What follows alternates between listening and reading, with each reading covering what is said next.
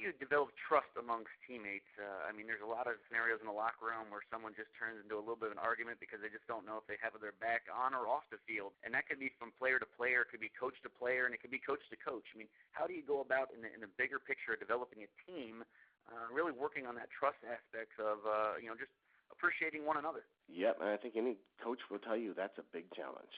And because truth is, trust is extremely important in relationships, and in sports is absolutely no exception.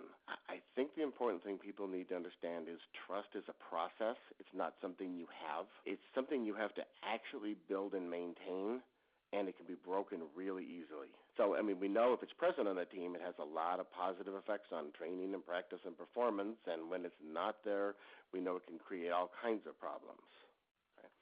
So from my perspective, if I'm working with an athlete or working with a team, what we want to do is say we want to start right away with this. So if we even know who the coaches are, players aren't even there yet, we need to start by saying, let's build trust between the coaches. Because if you don't have trust between the coaches, and trust me, it's not there on all teams, the players are going to catch that right away. So we need to start to build the trust between the coaches and make sure that it's there. My very next step is, as I get my team in there, is I'm already working on who my team leader is going to be. One of the things that I want my team leaders to be good at and to make one of the major focus is saying a big part of your job is to build that trust between players and also as a bridge between players and coaches. Because there's always going to be some us and them with players to coaches. And those team players can help be able to, the team leaders can help bridge some of that. I want that between coaches before the players are there. As I get my team leaders, then we're talking about it and saying, how are we going to build this on this team? Because this team is different than last year's team.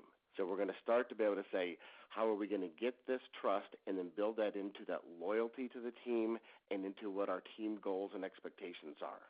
Because we're all going to really commit to this together. We're going to be able to count on the fact that, that we're going to do this together, we're going to win together, we're going to lose together. We start to break down and saying everybody on this team has a job to do, and you need to show everybody else that you're going to do that job. They need to know you're doing yours so they can do theirs. So we start setting that up in training. We start setting that up in practice. We put it in expectations for what their behavior is. We talk about what accountability is that going to be. You can't have trust without accountability.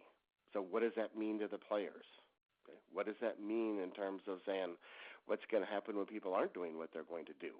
We can't let that tear down our trust. We need to be able to build that back up right away. The main point with all of that is I think trust has to be built very proactively and with a lot of intention from the start.